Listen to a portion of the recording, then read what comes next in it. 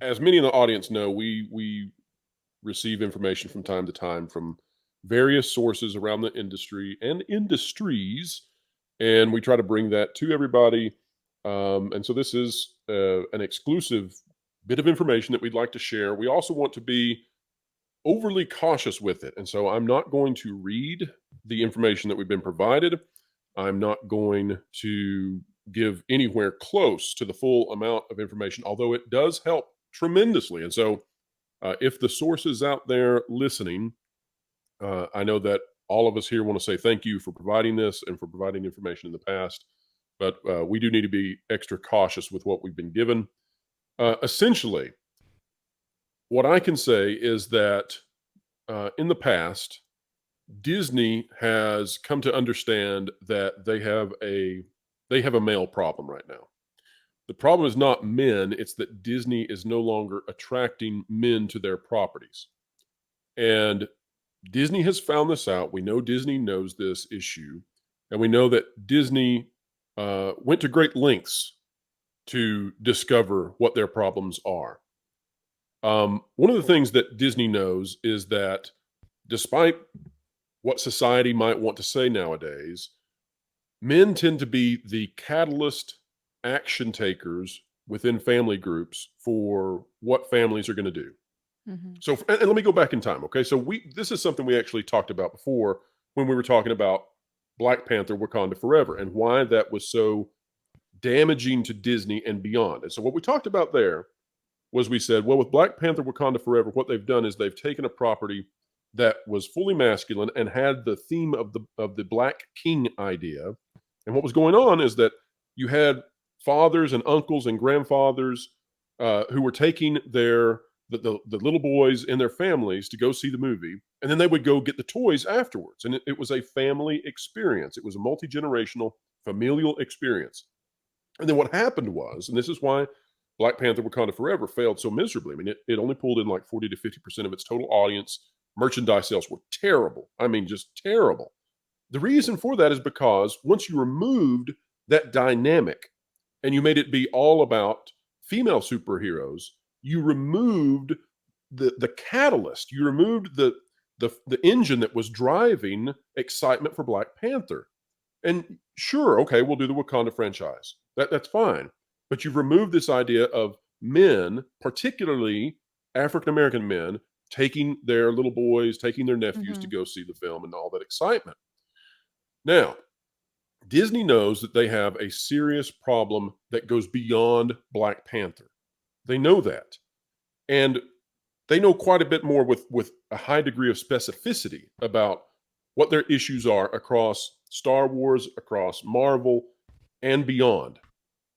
Here's the interesting thing about it. And again, we are holding, gosh, 95 to 99% of what we've been told. And Yeah. Valiant knows this stuff, okay? And we know the source and all that. But anyway, Yeah. Yeah. but we're holding a lot. But here's the bottom line that everybody should know. Disney knows with a high degree of resolution what their problems are with their demographics.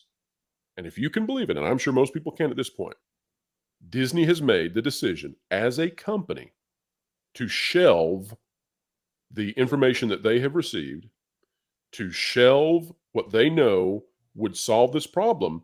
And Disney as a company has decided to ignore it. And they are going to continue on the path that they are on for the foreseeable future. And so that's the big news is that Disney is going to keep doing the same things that we've been complaining about from Disney. Again, we're being very careful with what we say and how Hmm. much we reveal. But just know Disney knows what we've been saying, and Disney doesn't care. They're going to continue. Ooh. Yeah. They believe that if they just keep pushing through, right? They're on the other side of this thinking that if we just keep driving and keep driving and keep driving, then eventually some amount of years down the road, the people like us sitting on this panel won't matter anymore because the ones that they're infecting with this kind of garbage, or that they're hoping to, the teenagers, the young 20 somethings, mid 20 somethings, Gen Z or Gen millennials or whatever, is they'll come up and they'll be buying all this stuff anyway. It's kind of this long game, right? And they think they can still do this. They have so much stuff in the till. that they're going to continue to try to push it as much as possible, but I don't think that it's going to work out for them because they're going Well, to find the money's already shriveling up. But so so one of the issues here is that when Robert Iger was preparing to run in the Democratic primary of the last election, he decided not to, but he filled the Disney company with well, I would call them extremists, and he filled the company with that, and he put in place programs that moved the company far to the left, so that he would be able to run in the primary. Because you can't run in the middle. Either on the left or the right, either in the Democratic primaries or the Republican primaries. You don't go anywhere if you're in the middle these days. And so he was trying to do that, and Disney was the vector that he used to, position himself.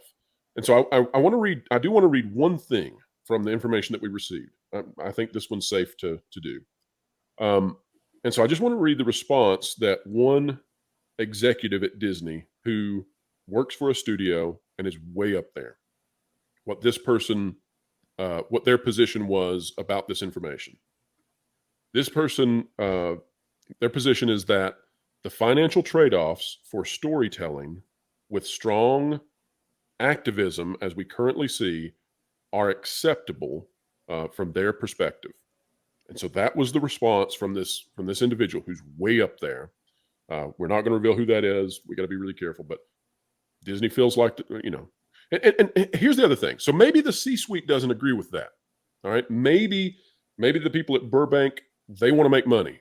Okay. I don't know if that's true or not right now. Disney's been in flux. But from the studio side, it seems that all of these studio creatives, or the vast majority, they're fine with taking a smaller box office. And look at the response that we got out of the Marvel deal, right? Valiant, you covered this, where they came out and said the box office is going to do what the box office is going to do. And it's like, what are you talking about? You are the box office. You're supposed to be driving people into theaters. What do you mean it's going to do what it does? You're the doer. You're referring to the Disney source that spoke to Deadline magazine that I quoted. Yeah, where they said that I bet our source is smarter. I'll guarantee they weren't concerned about Ant-Man and the box office and all this, and to which, for those of you that may not have seen today's video on this, I blatantly said, dear Deadline, all due respect, your source at Disney is either a damn fool or a damn liar. It's one of the two. And that's the bottom line, because and for the source who's out there, we think the source is listening to this video maybe the first time, and who knows.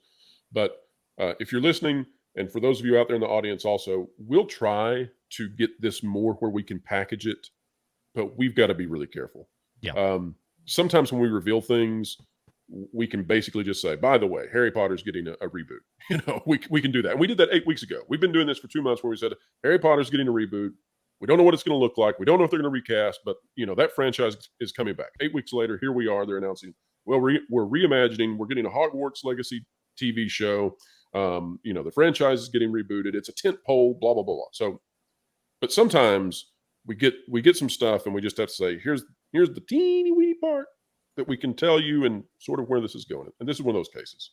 Yep. See, the way this is starting to sound, maybe I'm late to the train station here. You guys can tell me I'm wrong. It sounds like Disney is creating their own segregation in fans, the divide, by doing it.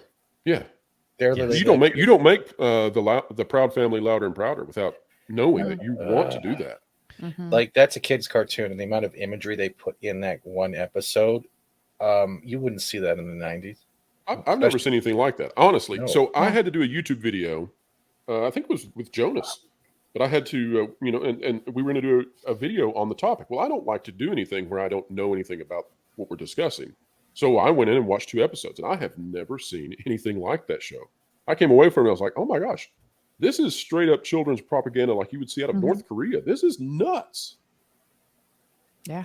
Yeah. And hey, you guys, I think what I meant by the segregation, again, you can correct me, is that they're segregating the old fans that actually want quality and the 1% to 3% activist fans that don't actually watch their content. They're trying to segregate what their market is and how much money they can squeeze out of billboarding activists, like when you see with corporations and government giving like Disabled Day or Black History Month. And they billboard it out or change their icons to pride flags. It's the same thing. It's the segregation of consume.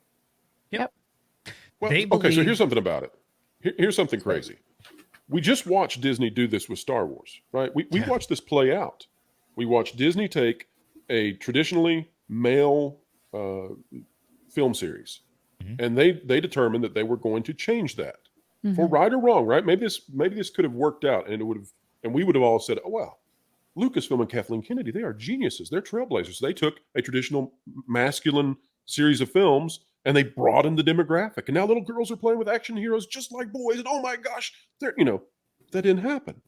And so when that doesn't happen, you would think that Marvel and Kevin Feige would say, well, that's a failed strategy. We're not going to do that. Oh no, they've went full steam ahead. They've done the exact same thing, the MCU, right? Yep. And they went into this full thing. And now that's failing.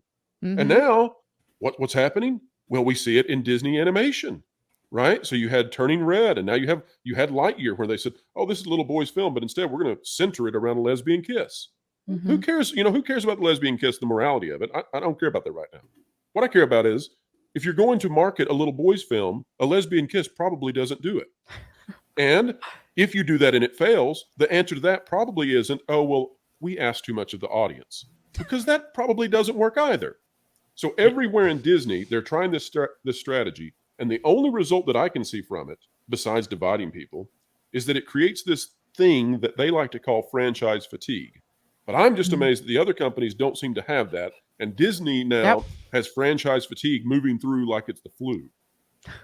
And Melonie, I want to get your thoughts on everything Pro just said, but just real quickly, as an adjunct to that, and I had to step away for a second, so Pro, you might have said this. I just want to remind folks, we've been talking about this for some time, right? Disney's going to see the writing on the wall. The money's going to talk. Everything changed November 20th.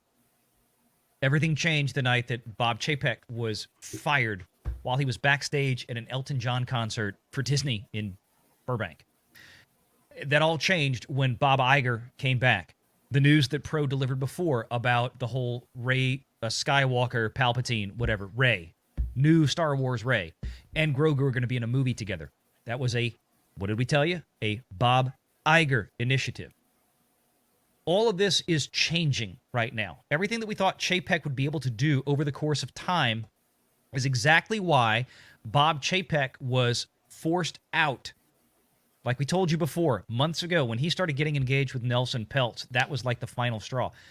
Iger's back. This is what we're dealing with now, but it's just another step in the war.